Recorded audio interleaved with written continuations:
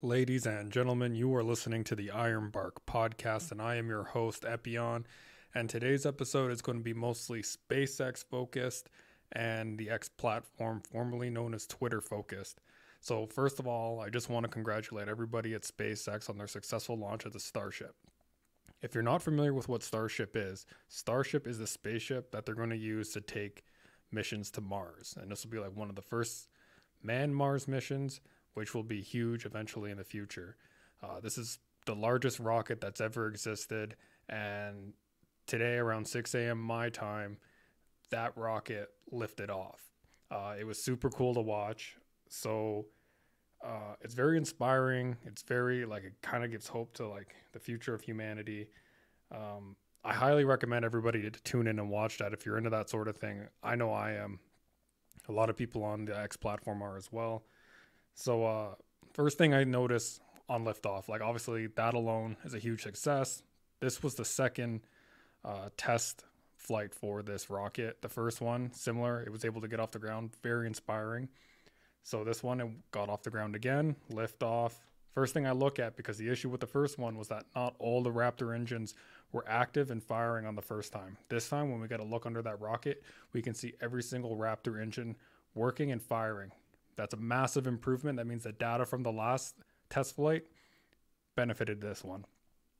So on this test flight, one of the major issues with the first one was that the staging process where they disconnect the two rockets, it kind of fumbled a bit on the first test flight. This one went way better. They tried a new staging technique called a hot staging technique.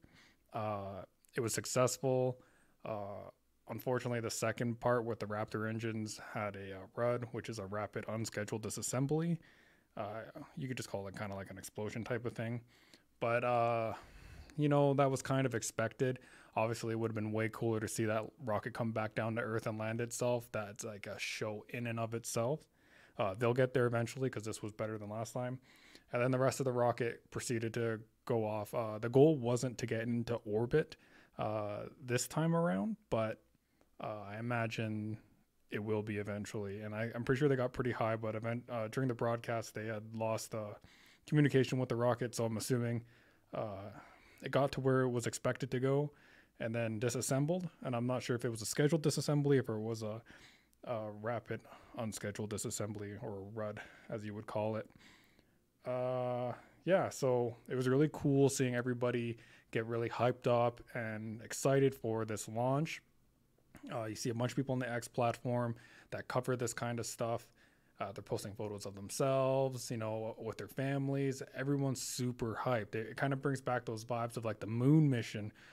I wasn't alive back then, but like it's a historical event. It seemed like it had everybody around the world or in the country watching it on TV, very excited to see what's happening with it.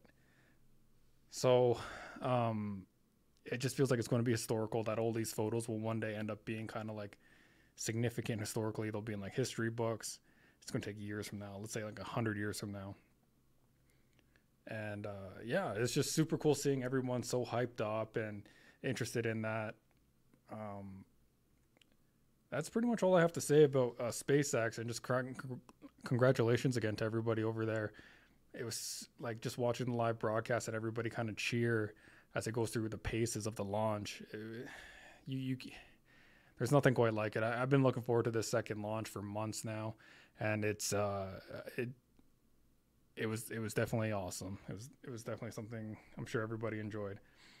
Uh, so for the next part of this podcast, I want to get into the X platform itself.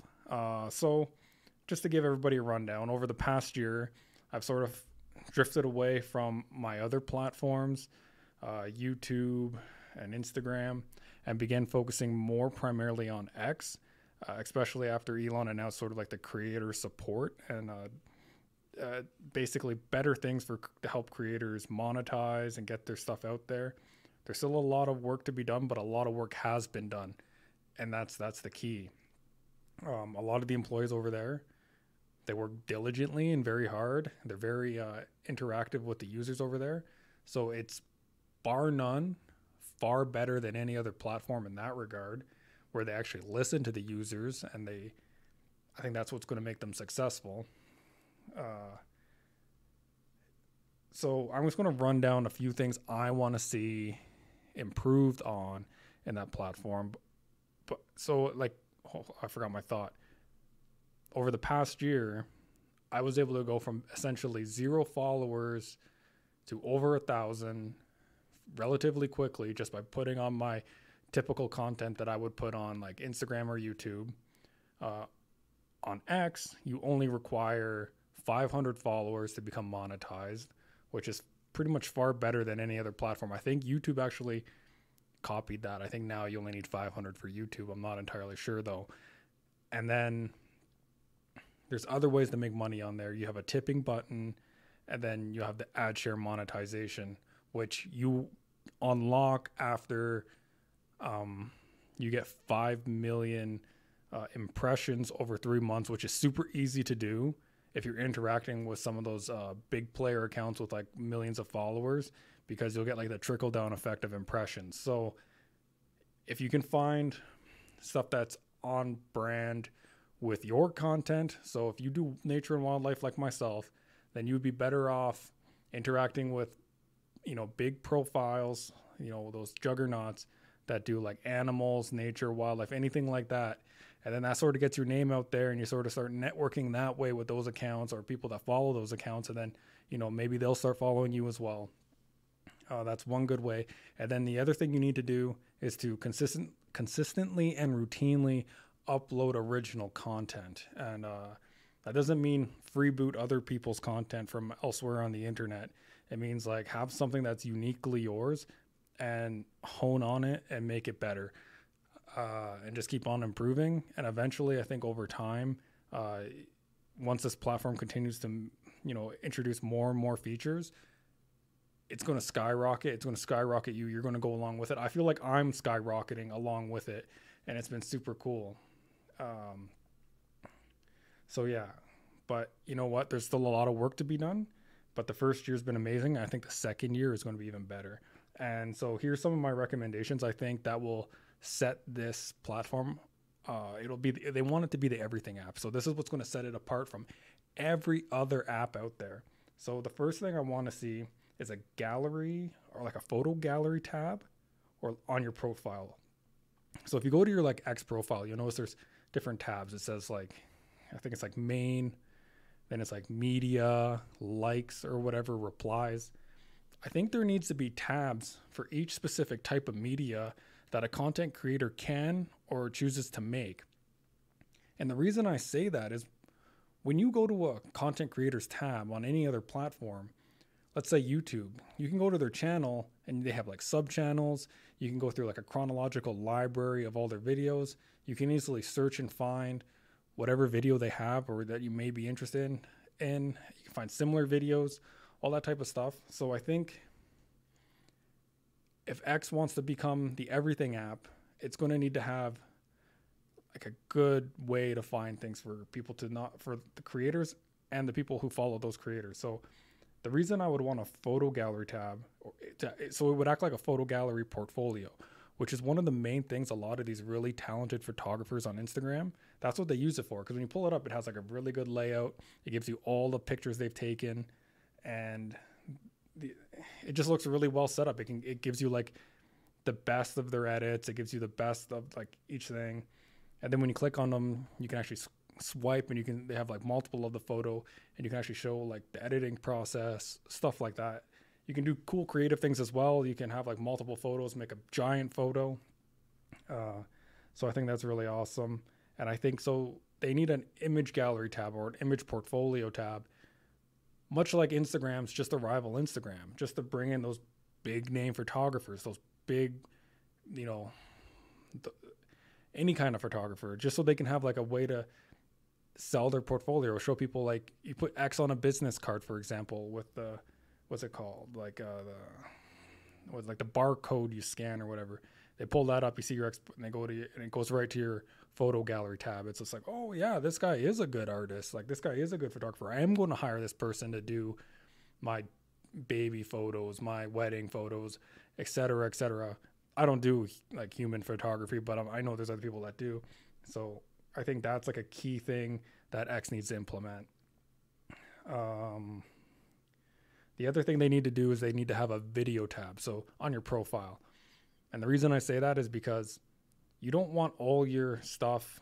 I mean, you could have one feed that mixes everything you upload, but if I'm consuming a certain creator's content, but I'm only interested in that moment looking at their video content, I need a way, like a surefire way, to sort of filter out all the other junk, all their, like, they used to be called tweets. I call them blurb posts now. Or they just call them posts, but technically anything's a post. But I'm gonna specifically refer to like just kind of like these short written posts as blurb posts. So do you really want to see like a bunch of like, you know, kind of like whatever blurb posts, you know, maybe they have a few articles they posted on there, and maybe they have a few links, and you got to kind of scroll through all that stuff, and you're kind of going, do you really want to look through all that? No, I just want to look at, like, I want to scroll through his video options because that's what I want to watch. I really enjoyed one of their other videos and I want to see more of their videos. So I think there needs to be like a specific video tab. And I think when you go through that, there should be like a search bar option on that as well. So if let's say you remember the certain name of a video, you want to show it to a friend you're talking to about it, you can just easily boop, boop, boop, plug that in. You don't have to scroll forever to find it. It makes it really good for video creators. And I make short videos. Sometimes I make a little bit longer ones, up to 10 minutes. I wanted to put together like an hour-long documentary that was like an amalgamation of all my videos. And that would be like a good place to put those types of videos. It's a nice little spot to rival YouTube, right? The next one is I want to see a live stream profile tab. And I know many of you are probably thinking, oh, well, live stream video and an actual like video, like why not just put them in the same tab? Well, I'll put it to you that a live stream production wise is very different than a video. A video is like kind of like edited. It goes through like a ton of like, little, basically just an editing process. Whereas like a live stream is like live, it can get boring. It can kind of get slow, this and that, but it's also like kind of like a cataloging of like actual live events that happened. And some people, if they really like a creator, they'll stick through the boring stuff just to watch the gameplay of like a video game. So it's a different way of consuming of like media, I think, the live stream versus the actual like edited video. And if you're not interested in like the live stream videos, I think you should have that on a different tab. And that way all your live streams are kind of cataloged and organized into a different tab on your profile. And I think that would be awesome as well. Hold on. I got a list of things I want to talk about here. I'll just go really quickly into how we can improve the monetization for creators as well, especially in terms when it comes to live streaming. So obviously I want to see more features like Twitch has. So you have like the on-screen tip button. You have a way to like purchase subscriptions for other people. Like say you have like a super fan who really follows you, and if he buys subscriptions for, other people that aren't subscribed right now, that'll like boost them in a tier system on like their fan base on there, and then maybe they become a mod on your stream type of thing. There's a whole bunch of different little features that they can sort of implement from like Twitch. There's also like that, like, that ice cream's so good. So I guess like you can buy like sound effects or digital animations that pop up on the screen during the live stream that kind of like get the attention of the streamer, and that, for like a certain listed fee. I don't think that's bad, but I do think that kind of invites the ice cream so good type of creators as well. But you know what? Free market. It's a free world. If you ain't hurting anybody, I don't see the problem with it. But you just have to have a way to have certain content tailored to certain people, so that people don't see stuff that they necessarily don't want to see. Let's see. What other kind of tab do we need? We need I'm going to say an article tab, and I want an article tab to rival that of Substack. So right now, when I write my long form articles, even though I'm like a premium plus subscriber on X, and it gives me the ability to write way longer posts, I still find myself running out of space to type, and it's not enough. And so I go to Substack, I put my articles on there, and I link them on X, and then there's theories out there that deboosts you, or that it won't be sent anywhere. Who knows? I'm not sure if that's true or not, but I would just like to be able to post my articles, whole hog right on X instead. I wouldn't even want to use Substack. I want everything in one app. It's hard for myself to visualize everything just being on one app, because you don't really always want to put your eggs all into one basket. I feel like to some extent I'll always be using Instagram, I'll always be using YouTube, just sort of like as a backup or like a supplementary income, because there will be people that don't make accounts on certain platforms, and maybe that may be the case for X. Um, so yeah, I want to see an article tab with better like writing features. I want to see more like X is a very text-based app, at least in its beginnings, and I always felt like on every kind of like version, whether it's desktop or uh, handheld, like mobile, you should be able to like adjust the text that you're typing in a multitude of ways. And I want to reference WhatsApp as an app. So that's a very text-based app, but you have the ability to like do strike through, to do italics, to do bold, and very easily just by highlighting the word, and then it gives you like the options to change it. And I feel like you have much better abilities to communicate what you're trying to say, or add nuance or subtle humor to what you're saying if you're able to like italicize something, strike through something, underline something, bolden something.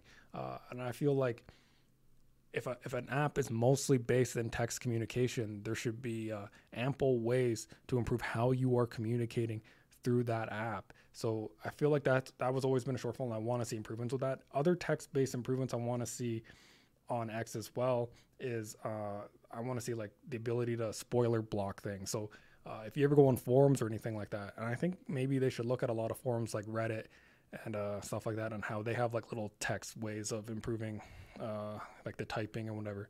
It's like the spoiler like blocks you put over text, so you'd be able to click that to get rid of it.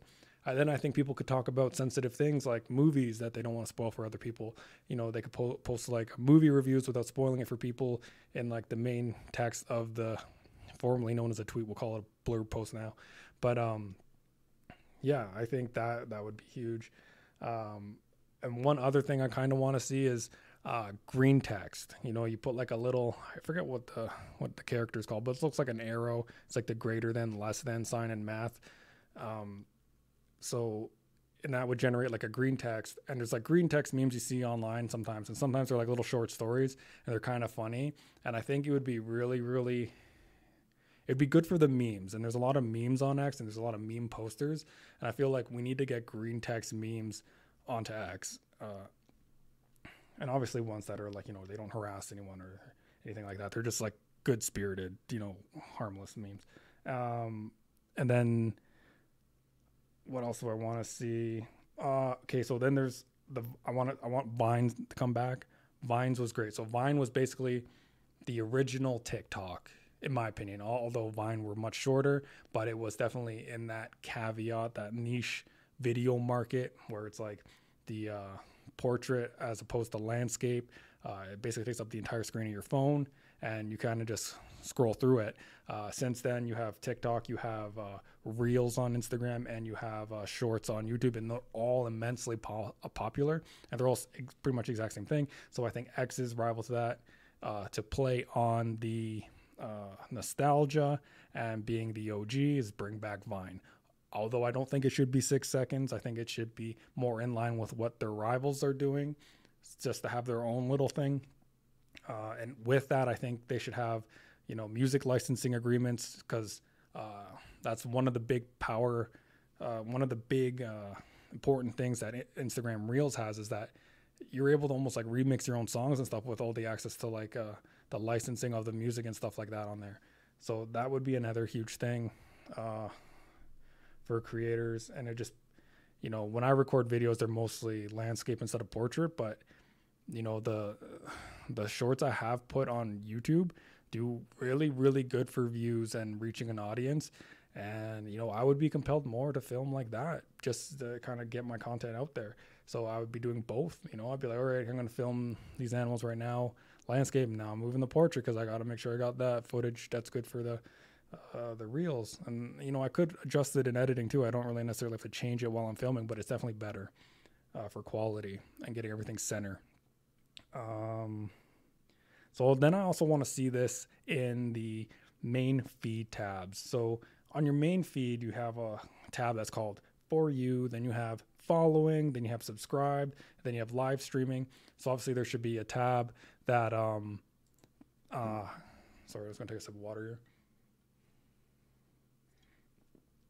So you should have each tab on the main feed, you should have like the Vine one. So if you want to go into the mindless scroll mode, you should be able to do that. There should be a video tab so you can kind of see what's trending in videos, much like YouTube has. And to some extent, you may also want to do that with articles, though I don't know how successful that would be or popular that tab would be. And I'd also want to see it with podcasts, though podcasts aren't too different from videos, especially if they're done in like a video format. But there should be like, since they're generally supposed to be audio, I think there should be like kind of its own little curated area for that as well. And I would also like to see it integrated into a lot of the podcast publishers so that it has like the automatic upload. So like right now when I'm doing this podcast, it's automatically going to upload to wherever you're listening it to, right? It'll go on, Amazon, Google, Spotify, Apple, like you name it, like it just automatically populates there. And I think it used to do that for Twitter back in the day, but it would pop up as like a link to like the podcast somewhere. I don't think it would actually go like straight into the feed, but I feel like if there's a specific tab or section where you could instantly just get it to automatically populate and upload in there once you publish and distribute, that would be super useful, super handy. Yeah. So having those things and having like main feed tab options to kind of see what's popular, beside having it all in For You is okay too, because I guess it's like everything, but I don't know. I feel like certain content you might want to be in the mood for, right? And obviously Vine or TikTok would be much like that. So one of the last few things I want to see is more ways for creators to make money. And I feel like a few things for that would be in video ads, just like YouTube. Obviously, if you have a premium subscription, you'd be able to bypass those ads in an ideal situation. I think there should be a shop tab on your profile as well, so you can sell merch easily. And that would help X. I would say X should take a cut of that because they have to do the processing fees. Obviously, it becomes almost like a banking app in a way. So, any app you sell something on, whether it's Whatnot or eBay, they're going to take a cut of the sale. And that's just how they can generate revenue. That means that's another revenue stream for X, and that will help the platform maintain independence as well. So I think we need to get a shop profile tab so users on there and creators on there can sell their merchandise, and that would be huge. Now, pie in the sky would be like you send a design into X, and then X has like a sub, sector of the company where, okay, so now every time someone orders one of your shirts, we can like print your shirt on site and mail it to them instantly. Like it's basically like a warehouse where they just make shirts all day. And, they see like the order pop up. It says, okay, Ironbark podcast shirt. So the guy that works there, or maybe if it's even automated, it's just like machines like, okay, print Ironbark podcast on a large, gray or black t-shirt, whatever they ordered. It's like stamps it, and, goes down the line. That's like the pie in the sky for creators, right? I don't know if that would ever be a thing. I think for the reasonable near future, it's going to be like, at best, you see a shop, you get an order, it goes to you, then you got to mail it out to them, which is fine too. Like that's still super useful. I want to see Dogecoin tipping. I think right now it's just Ethereum and Bitcoin. I want to see Dogecoin added to that. I don't know why that hasn't happened. There's probably some logistical reason for that. The gifting of subscriptions as well. It's a little bit there's a little bit of a nuance here because it could become spammy. Like let's say you gift subscriptions to people who don't want them, and then they're just constantly like berated by free subscriptions from people, and it's like, hey, like I don't want your subscription. So I guess it should be something that you have to agree to, a thing you could turn on or what have you, or maybe you have to be following them in order to get it. And then that pretty much covers it for now. I'm sure I'm forgetting some things, But that's it in a nutshell for what I want to see the improvements on the platform be. I would like to see live streaming become a little bit more seamless. It does seem incredibly convoluted to kind of get it going from your PC with like all the OBS and stuff like that. OBS is like this app that kind of like helps you live stream, but I felt like I was struggling with it. But also, I'm not really a live streamer, so maybe I'm just a novice. I want to leave off on this podcast with advice for growing on the X platform. And now I don't have a lot of followers on the X platform, but I feel like I can offer some insight because of the little bit amount of success I've had on there so far in a short period of time. What I would recommend is, they say networking, talking to a lot of people and stuff like that, especially utilizing the X Spaces, which is like what Clubhouse used to be, where you go in there and you kind of you can go in and listen, but you can ask to speak. Sometimes you may be granted, the opportunity to speak. Other times you may not be. And there's usually a discussion topic. It's sort of like an open forum podcast where the listeners can tune in, and it's almost like a radio station as well in a sense like that. Just give me a sec. So I think if you network on there, you meet some good people, you share like-minded stuff, you have good ideas, they seem to get on with your vibe, you'll build a pretty good following pretty quickly, especially if you have some unique or interesting ideas that you can kind of like people, this guy's insightful, this guy's a little bit brilliant, maybe I'll follow him. That's a good thing too. There's also another thing to look out for is there's kind of like these, I don't know, like they're like snake oil salesmen in a way, or I don't know, like kind of con artisty. They always tell you like, I've sat in a lot of spaces they're like, if you want to grow your thing to like 1 million, and then like they say like to 1 million followers, like follow these steps, and they give you some good advice. There's good advice in there. They say like, kind of tag along onto those, like I was saying earlier in this podcast, those larger accounts, kind of like reply to them. They call it like reply guying, become a reply guy.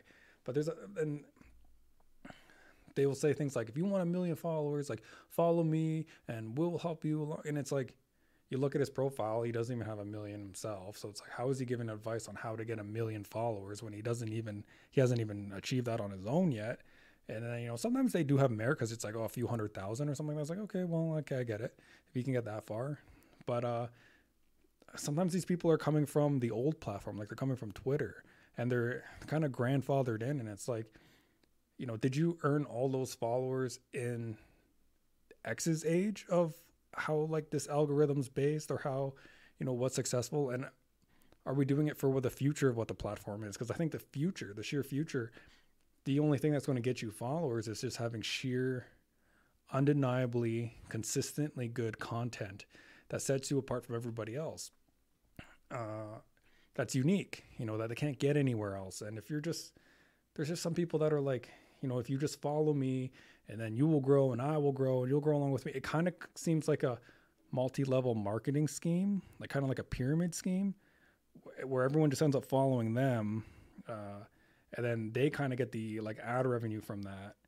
And they just kind of seem like, it's like, follow me and then I'll make you big. It's like, well, that doesn't make sense to me, but okay. And there's some people like you associate with, that do say this, and they're actually good people. They're genuinely good people. So I don't want to just like say like, everyone that says this is bad. That's not true. There are people that's like, they have the mentality like, we're all going to make it and I'm going to make sure we all make it. And obviously they vet you to like some degree to see what you're making, what kind of content you're making. And those are good people to follow. And they're generally good people too. And they do want to see like success for everybody. I believe, at least, I don't know, maybe I'm fooled, but that's what I think. Sorry. And then, but it's just to be like, be cautious of who you're listening to, what they're saying to you. Obviously some people are very self-interested, and we've seen that drama kind of happen with some people as X has grown.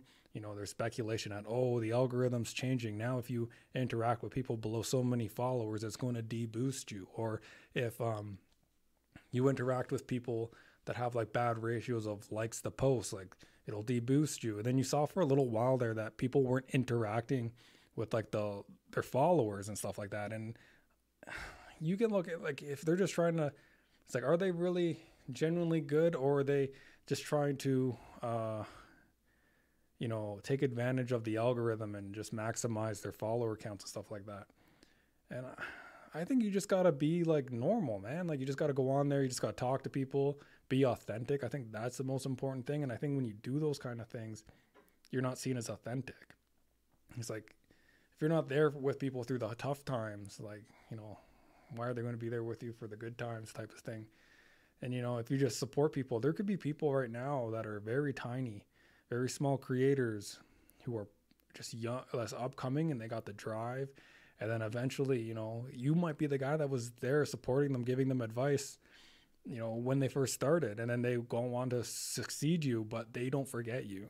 And that's, that's why I think, like, you got to look out for the underdogs. You got to look out for those young guys that are coming up, and be nice to everybody, like, give everybody a chance, give everyone a shot based on merit. That's what I think.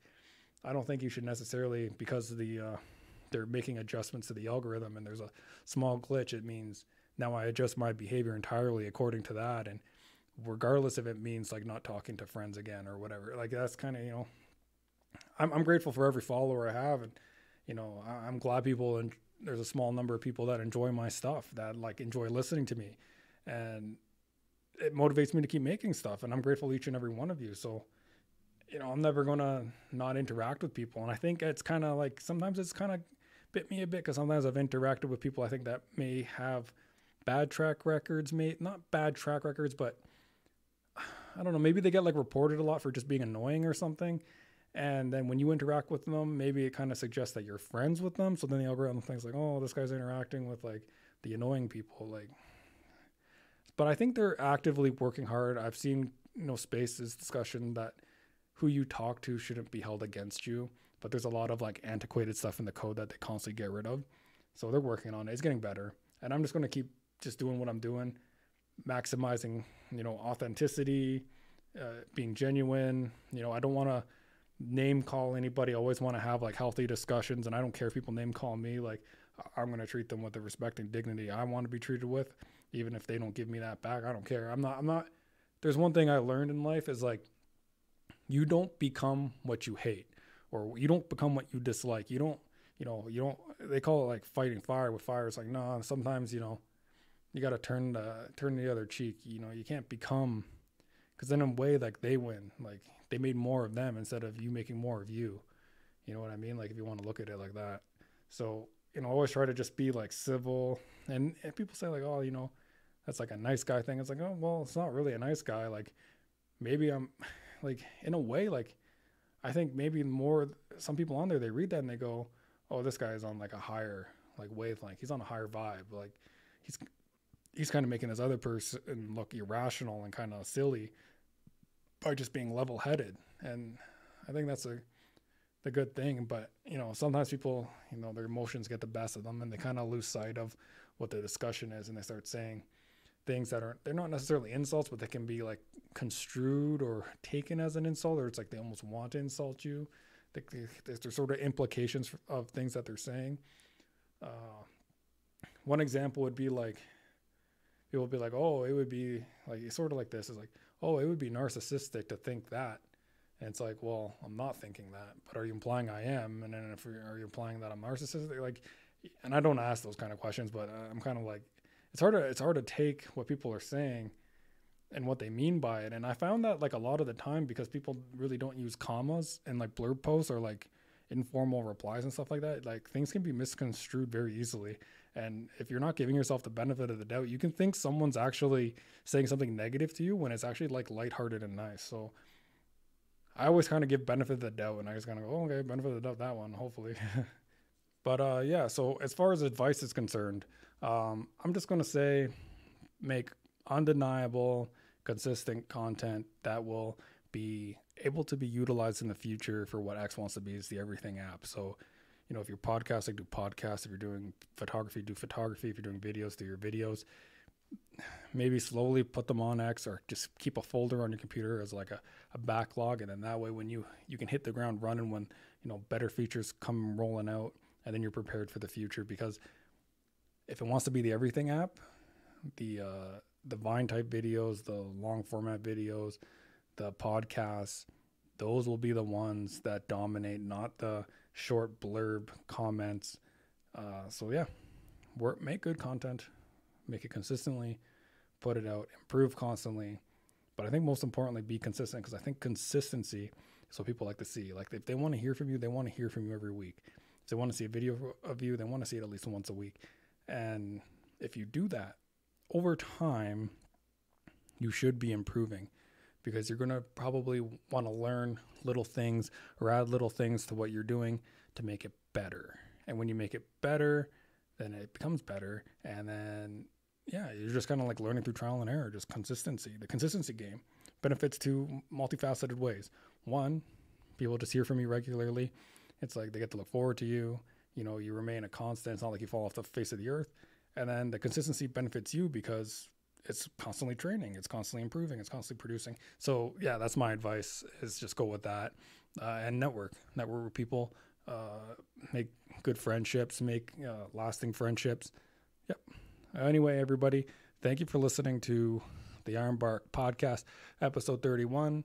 I'm sorry this one wasn't very nature or wildlife based, but there hasn't been a whole lot of news to talk about this week, but I thought I'd put something out for you to listen to. And kind of draw a little bit more attention to where I am and where I'm going with the X platform. So thanks for listening, everybody. Have a good night. Cheers.